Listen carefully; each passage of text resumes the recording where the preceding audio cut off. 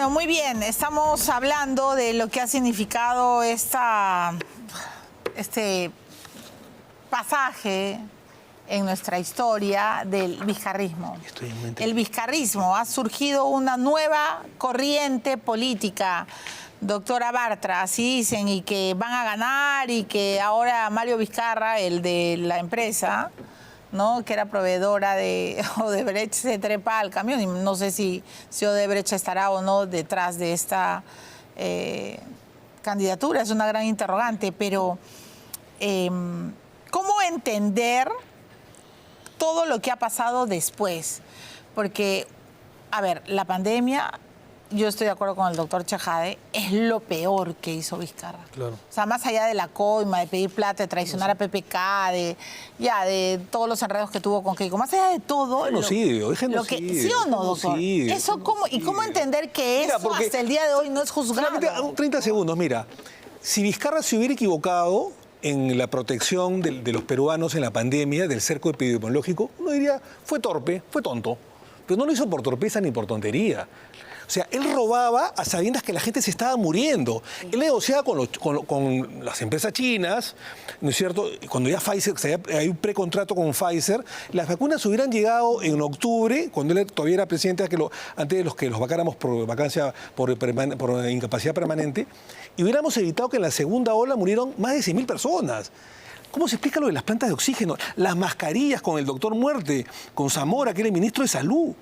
Hay algo una barbaridad. Hay algo que tiene que ver, Milagros, con el manejo del Estado y de las políticas públicas en salud. Una de las primeras medidas que dio Martín Vizcarra fue el cierre de todo el primer nivel de atención. Sí, claro. Determinó el cierre.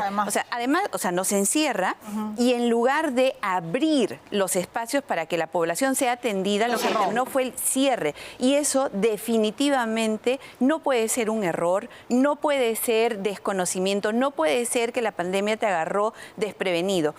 Le dio un enfoque hospitalocéntrico al manejo de la pandemia de tal manera que todos tenían que llegar a UCI y todo era camas UCI, oxígeno, cuando en realidad lo que tenía que haber hecho, y lo sabía porque eso es de conocimiento básico, era atender en el primer nivel de atención, postas, centros, puestos, todos debieron haberse equipado y abierto, por el contrario lo cerró. Y eso solo puede calificarse, Milagros, como que fue una actitud premeditada, dolosa, para agravar la situación de los peruanos, para aterrorizarnos con sus aló presidente del mediodía, en el cual contaba muertos cada día, era sentarnos para decir son 2.000, son 3.000, son 4.000. Y escondía también, y escondía muertos. Y con cifras maquilladas, Milagros, y además coger el presupuesto para los grandes reactiva, los medianos reactiva, y abajo bonos indiscriminadamente que le llegaban a diestra y siniestra a quien ni siquiera lo necesitaba y no le llegaban al que lo necesitaba, de tal manera que cogió el Estado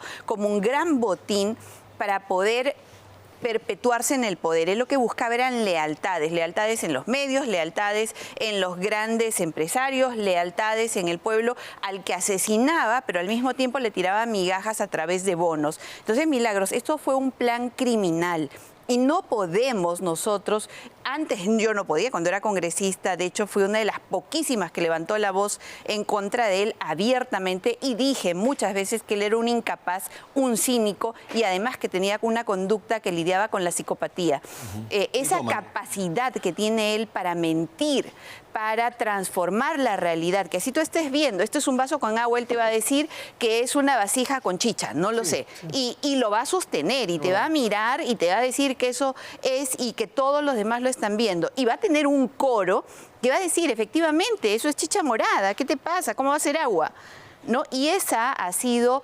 esa complicidad ha sido lo que le ha permitido llegar a los extremos que él ha llegado. Esperemos que esto sea el inicio de la larga cuenta que él tiene que pagar.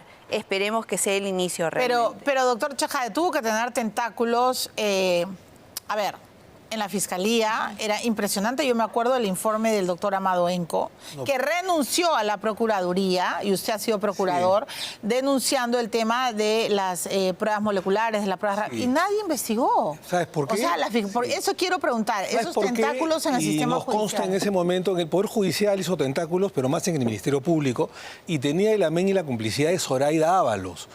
Ellos hicieron estos consejos de Estado, que después Karen Roca sale con un audio a decir que después del Consejo de Estado, Vizcarra, presidente, se reúne en un salón especial, a solas, con la fiscal de la Nación, Zoraida Ábalos, ¿no es cierto? Y la consigna era reventar a 2 congresistas, a Alarcón, que había sido contralor y en ese momento congresista, que ya falleció en un accidente automovilístico, que en paz descanse, el año pasado, y Omar Chejade, que en ese momento yo era presidente de la Comisión de Constitución, y en cuanto el programa salía, yo lo denunciaba. Y por supuesto varios más, no éramos los únicos.